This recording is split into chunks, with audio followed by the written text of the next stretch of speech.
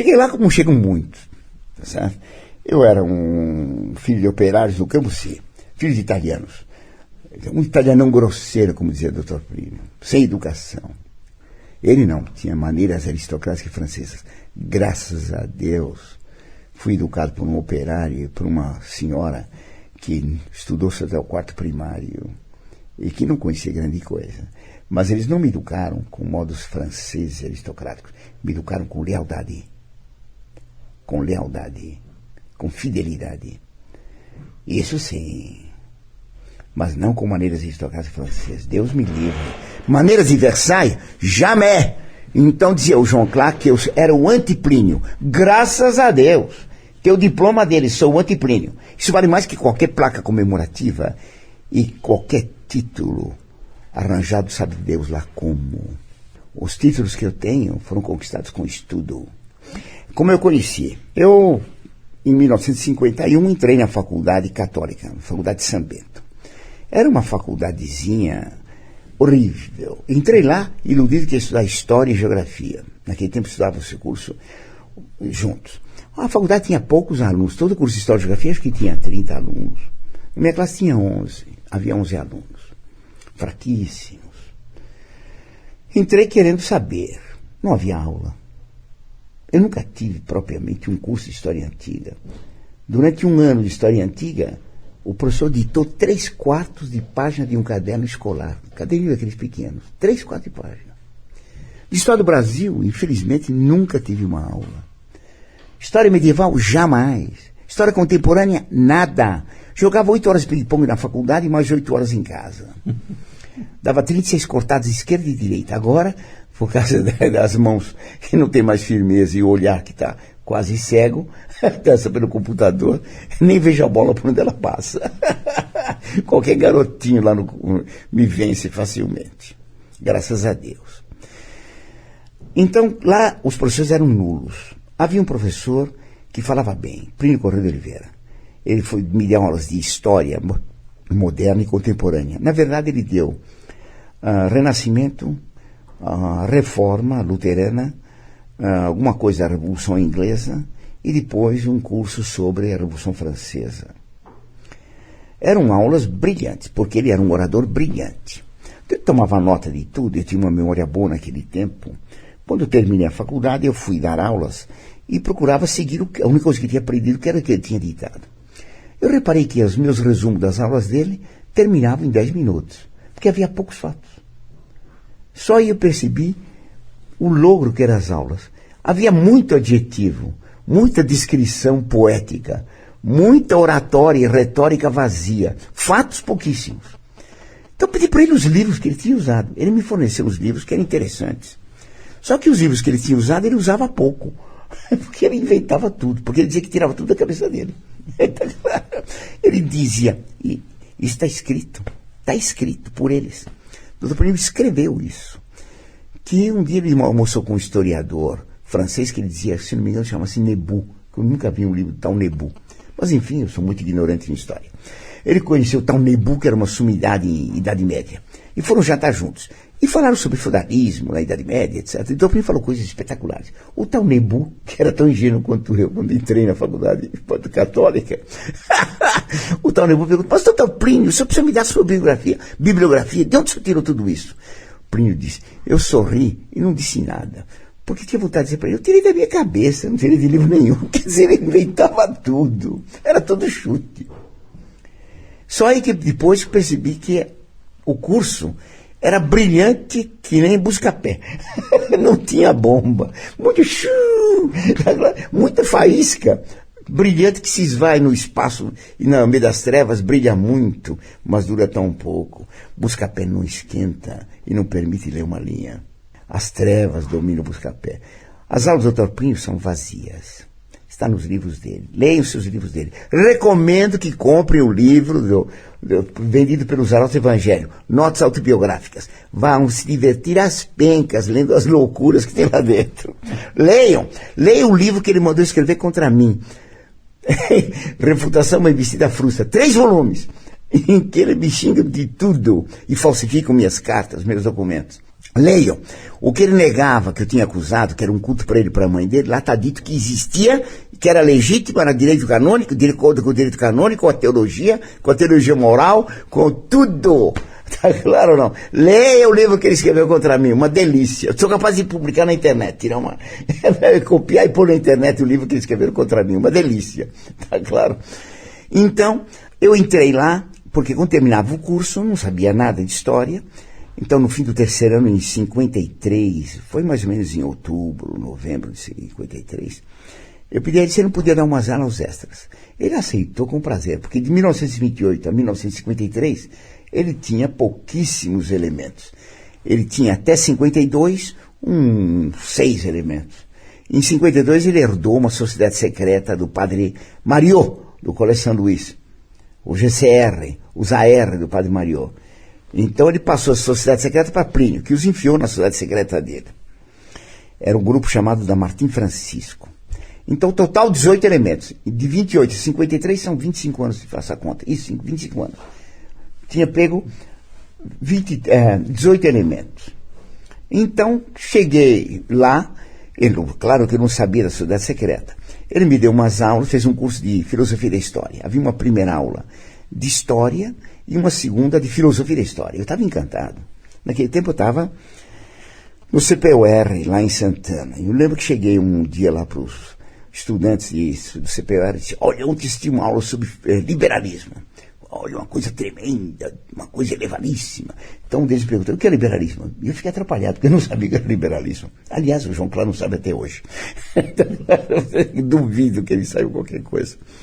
Então, comecei a frequentar esse curso, e aí me falaram de um jornal, Catolicismo. Então, claro, pediram inicialmente que eu ajudasse na contabilidade, cobrança, mandar cartas por pagamento postal, nem me lembro como chamava aquilo. Assinatura. Coisas desse tipo. Eu não sabia nem colocar o selo num envelope. Até hoje não sei direito que lado vai o selo. Essas coisas práticas eu não entendo nada. Então, comecei a frequentar lá e comecei a ajudar na revisão do jornal Catolicismo, que tinha começado em 51. O jornal era dirigido por Dom Maia. Me apresentaram os príncipes. Dom Pedro Henrique de Orleans Bragança, que o Dom Plínio debochando chamava o Pupa. E debochava dele. Ele fica o dia inteiro no hotel em frente à sede da Avenida de Carvalho, contando quantos Volkswagen passam por hora. Imagine, debochando da inteligência do príncipe herdeiro do Brasil. Lamentável, não? Bem, então, daí era o grupo do Jornal Catolicismo. Colaborei no jornal e depois comecei a dar aulas, levei uma porção de alunos para lá. Entre os alunos que levei para lá, João Esconhamilho Cladias, que no colégio era chamado Esconhamilho, que eu achei um nome desagradável, para não dizer outra coisa. Eu não sabia o significado. Dante Alighieri diz o que quer dizer Esconhamilho. Sconiare il miglio. Muito interessante. Está na Divina Comédia, no comentário scartesiniano. Tá claro, cosa vuol dire? nel commento scartesiniano. Bem, então, João Clara, esse primeiro grupo de 1956. Tinha um pequeno grupo anterior de 55. Alguns elementos estão ainda lá na TFP dos mais velhos, dos provectos, porque eles não são mais velhos, são provectos. Eu agora estou ficando uma idade provecta. Sono vecchio solo, que provecto. Sou velho. E a sombra da morte se aproxima. Mas antes de morrer, à la fin de ma vie, je touche.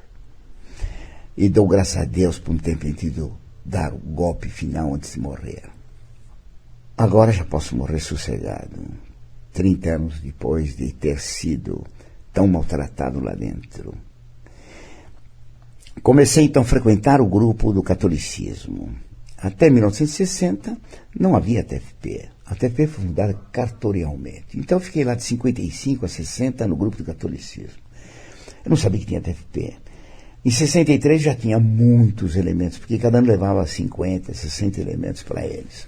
Grande parte dos membros da TFP eram antigos alunos meus. O Dr. Plínio estava radiante, porque o grupo dele, que fora sempre um fracasso, ele podia dizer agora, no Jardim Europa, está vendo só, eu, 400, meu pensamento tem difusão no povinho miúdo, nos operários. E quando eu levei alguns alunos de cor, ele estava satisfeito, porque havia uma expansão. mas lava as mãos com álcool depois de dar a mão para todo mundo. Porque ele, sendo imortal, tinha medo de ser contagiado por qualquer vírus, né? Um imortal tem garantia de imortalidade. Ele tinha medo de ser resfriado, então todas as janelas fechadas, um calor insuportável. Porque ele era imortal, precisa tomar cuidado. Bem, acabou morrendo, né? Porque o imortal morreu. Fiz uma poesia um dia, o imortal morreu. Divertida. Ainda não publiquei, não. Quem sabe um dia publico. Mas é só de brincadeira. O imortal morreu. O Doutor Sofrimento, que comia muito bem. Então, em 60 foi fundada a TFP, que começou a ter uma atuação política. Dr. Plínio, Gustavo Corsão e um outro, aquele jornalista que escreveu Vestido de Noiva, como é o nome dele? Nelson Rodrigues. Nelson Rodrigues. Ajudaram os militares preparando a opinião pública. Nelson Rodrigues fazendo crônicas espetaculares, irônicas, vivas, rutilantes, no Jornal da Tarde, falando mal dos padres de passeata. O Corsão, que escrevia muito bem literariamente, naquele tempo estava começando a passar para a direita, antes ele tinha sido bastante liberal, admirador de Dom Helder e da CNBB. O Corsão escrevia num nível mais elevado no Estado de São Paulo, acho que Jornal do Brasil, Globo, não me lembro mais quais jornais, mas jornais de peso. O Dr. Plínio escrevia na Folha. Escrevia artigos pretensamente filosóficos, de filosofia política, teologia da história, tudo isso que ele pretendia ter um doutorado profético. Então, o que ele atuou muito foi através de caravanas que pegava os meus antigos alunos, fazia correr o Brasil em combis para difundir o livro Reforma Agrária e Questão de Consciência. Escrito por ele, por Dom Maier, por um economista da TFP, Luiz Mendonça de Freitas. Então, ajudar a preparar a Revolução. Isso foi em 63, 64. Nesse tempo, eu fui posto de lado na TFP e fiquei 20 anos praticamente sem ninguém falar comigo. Por quê?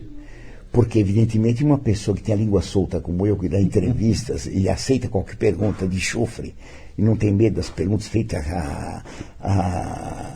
diretamente, a bruciapelo, como se diz em italiano, claro, não podia ter a língua solta só numa ponta.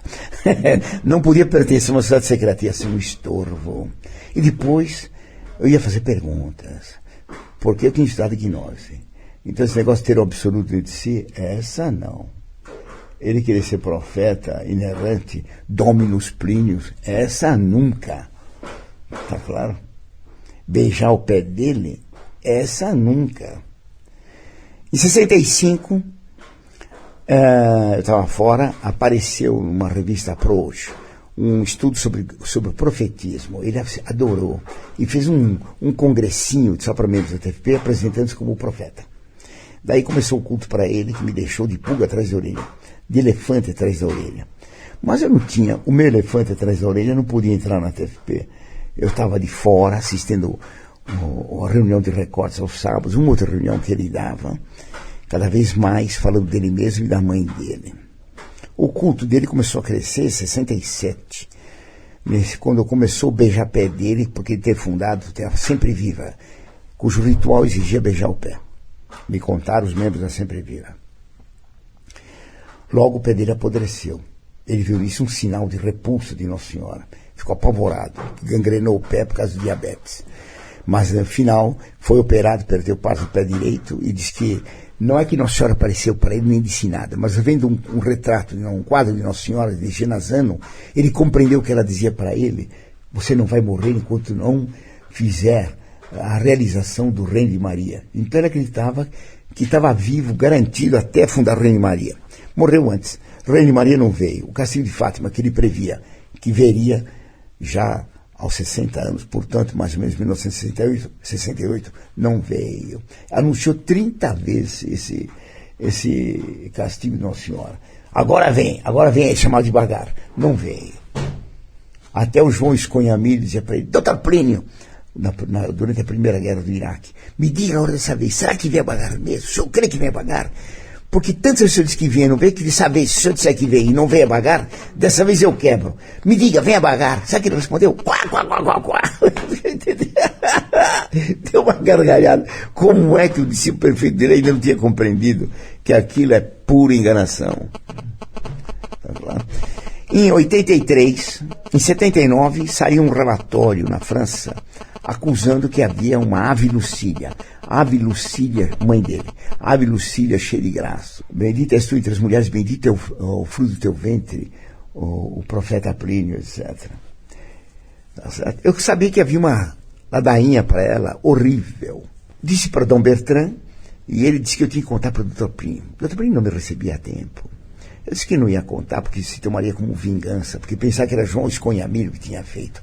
Foi feita por Dr. Plínio, que inspirou João Clark, que pôs na boca, no ouvido de 2 ou 3 eremitas, Valmir Bertoletti, Nelson Tadeu Costa, etc., que fizeram a ladainha com os termos do Dr. Plínio. Então, Dona Lucia é chamada mãe do princípio axiológico. Que era ele. Mãe da transesfera. Você imaginou uma mulher ser mãe da transesfera?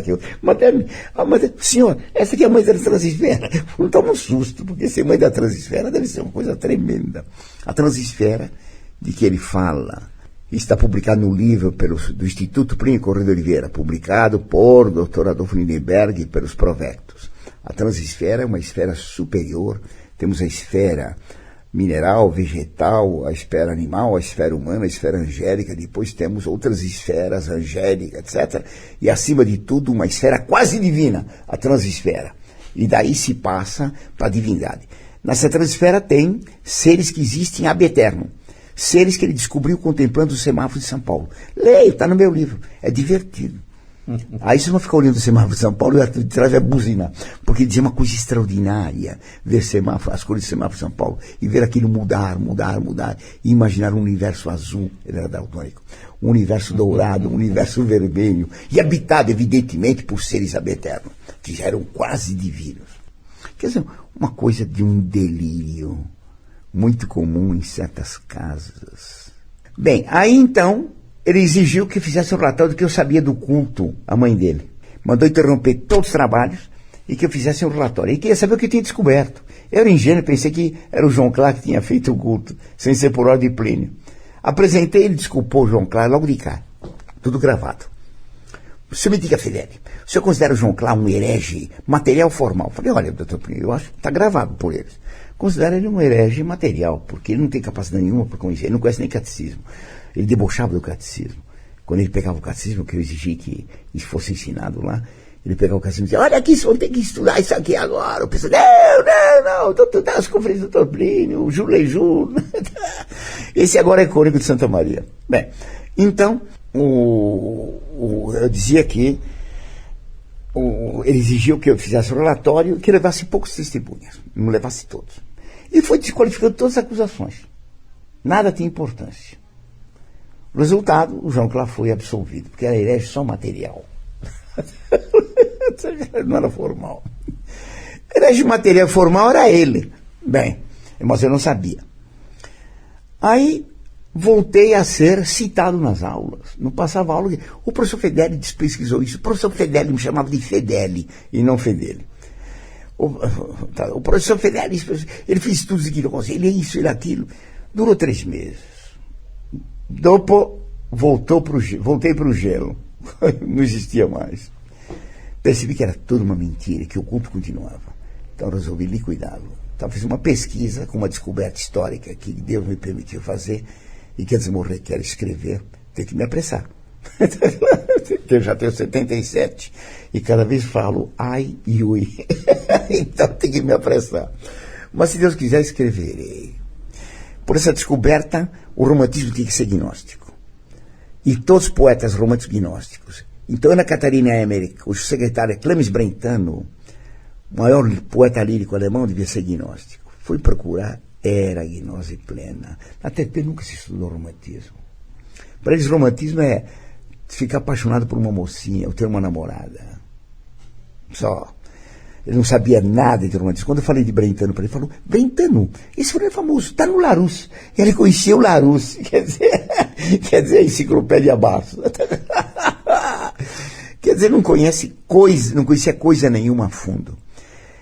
Escrevi, então, uma tese durante 9 anos. Nesse ínter, ele tive que sair da TFP por causa do culto a ele, que era uma coisa escandalosa. Quando veio o padre Júlio Tam visitar a TFP, padre pertencia então à Fraternidade São Pio X. Foi dada a ordem nos éremos de retirar todas as fotografias do alucine dele, dos altares, das mesas, e todo para esconder o culto, e colocar em todos os lugares a imagem de Nossa Senhora. Um eremita, que já faleceu, Norio Nakamura, meu aluno, um eremita viu aquilo, e que um outro eremita, Vasco, arrancando, tirando o retrato do Lucílio, disse, agora vão ter que tirar do Lucílio e pôr essa mulher. Essa mulher é a fotografia de Nossa Senhora, da imagem de Nossa Senhora. Então esse meu aluno pôs lá um bilhete, não fico mais nem uma hora numa casa que Nossa Senhora é substituída por uma mulher. Fez muito bem. Aí eu tive a prova que Dom Primo mentia por fatos. Padre Júlio também entrou nos eremos, viu toda a parte, Nossa Senhora nos altares, nos oratórios, fotografia da imagem de Nossa Senhora em todas as mesas de trabalho. Ficou encantado. Chamou-se isso a manobra TAN, manobra tipicamente pliniana e esconhamiguesca, de mentir por fatos, por gestos. É o que eles chamavam de restrição mental na TFP. Valia tudo. Então, fui conversar com Dom Maia e contei para Dom Maia todo o culto que havia dela dainha. Dom Maia condenou tudo. Dom Maia já tinha rompido com a TFP por causa dos éremos, que ele não concordava, porque fizeram capelas com o Santíssimo sem ordem dele. Eu tenho as cartas de Dom Maia e de Dr. Primo. Vou publicá-las. São interessantes, são documentos históricos. Dom Maia que me deu. Eu tenho com direito de publicar, vou publicar. Ele é um dos autores, vou publicar. Ele recebeu as cartas do Dr. Primo, vou publicar. Vai ficar claro o que Dom Maia pensava do profetismo, o que ele pensava dos éremos e o que ele pensava de todo esse logro que era a TFP. Uma seita. A TFP é uma entidade pública para esconder uma sociedade secreta, a sempre viva. Vai lá saber se tem outra sociedade secreta por trás. Então, entrei lá e saí por causa disso. Quando eu saí do Dr. Primo, dia 31 de maio, foi por isso que eu publiquei meu livro dia 31 de maio, 31 de maio de 83, Dr. Primo mandou um recado para mim, ditado ao telefone por João Clá, tomada nota por um antigo eremita que viajou por vários países e que se afastou de mim, apoiando o Dr. Primo, que disse que depois de 6 meses, se não houvesse mudança, ele escreveria uma carta. Até hoje não escreveu, contra o Dr. Primo oculto. Mas essa pessoa anotou o bilhete do Dr. Primo, ditado por João Clá. Eu tenho um bilhete extremamente interessante. Extremamente interessante. Não falei nada no livro a respeito disso, mas está em São Lucas. Não há nada de secreto que não venha a ser revelado. Respeito as pessoas, mas não os erros nem as heresias. Não vou tratar de casos pessoais, mas de doutrinas. Se eu estou errado, que prove. Mas vou ter que provar muita coisa. Então foi assim que entrei, foi assim que saí. E graças a Deus estou fora. E